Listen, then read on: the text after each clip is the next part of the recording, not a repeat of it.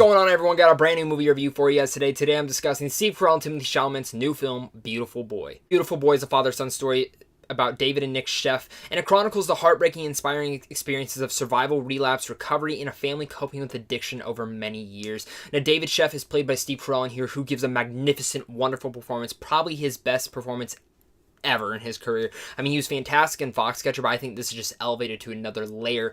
There's one part in this film where he's sitting on the phone talking to Nick Sheff, played by Timothee Chalamet, and when the phone call ends, I was in tears, by just like Steve Carell's character, and it was just empowering.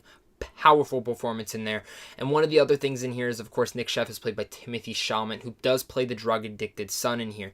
Before I get into his performance, though, I do want to say this is a very heart-wrenching and wrecking film. After this film, I went and sat in my car for 20 minutes and just sat there. I didn't leave. I didn't do anything. No music, no nothing. Just stared at the steering wheel and just sat there, and I started crying. Addiction is in my family. We do have someone in my family who's addicted to drugs. I'm not going to get into my personal story, but if you guys do want to share your personal stories, I'd love to hear them down below in the comments.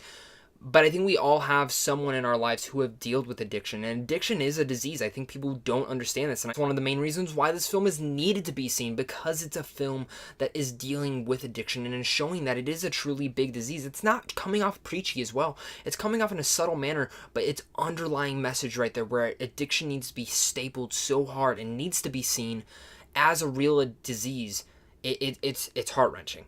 And this film hit me in a really soft spot and a hard spot, because I do deal with stuff like this.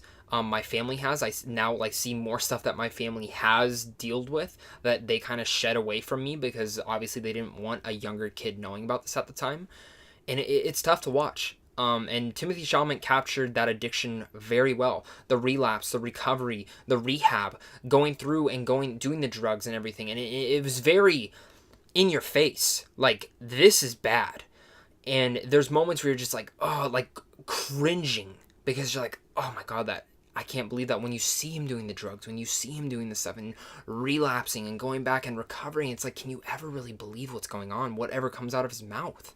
And that's what Timothee Chalamet did so well, is portraying an addict. If you ever know someone who's been an addict, Timothee Chalamet nailed it. If he was on the street and he walked up to me, I would not have been able to tell the difference. It's not just because he lost 25 pounds or that he has all this makeup on him. No, it's the way that he switches from anger to sadness to frustration super, super fast, and how you can tell in his face, the way his facial structures moves, the way that he moves his body like this. It's just all captured so well. And he easily gives one of the best performances of the year, if not the best performance of his career so far. I mean, seriously, this kid is going somewhere. You saw him in Call Me By Your Name. You haven't seen nothing yet, let me tell you that. Arterian and Amy Ryan also do show up in here, and they're wonderful in here. They're both the supporting actresses in here, and they're so damn good in here. Yes, people are going to say, oh my god, Holly Flax and Michael Scott are in the same movie. Yeah, but it's not a comedy. Which goes as far to say, the people sitting behind me who just couldn't stop laughing or mumbling to themselves saying how that's so funny, shut up. This isn't a funny movie. And you're very lucky that I didn't go off on you. Like, I was very frustrated by that.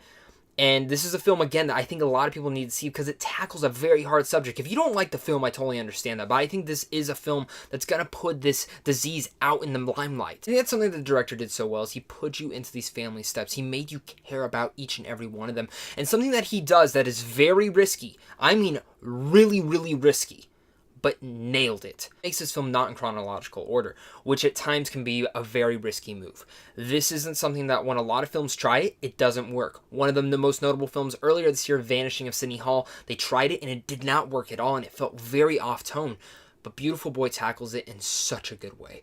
He tackles it in the sense of where it's Steve Carell's character, really you're in his shoes, going about his story and telling his story about with his son, and there's moments where he'll flash back to a younger version of his son, where they're going surfing, where they're at the cafe just talking and bonding, and it makes you understand why he's doing all this for his son. Walk out of this film wanting to call your dad, wanting to call your family and tell them how much you love them, because this film makes you care about them so much. It makes you appreciate them even more too. I think that's why this film was tackled so well, is because of that direction with the editing that was in there. When I first saw it, I was sitting there a little bit choppy, but it felt uneven.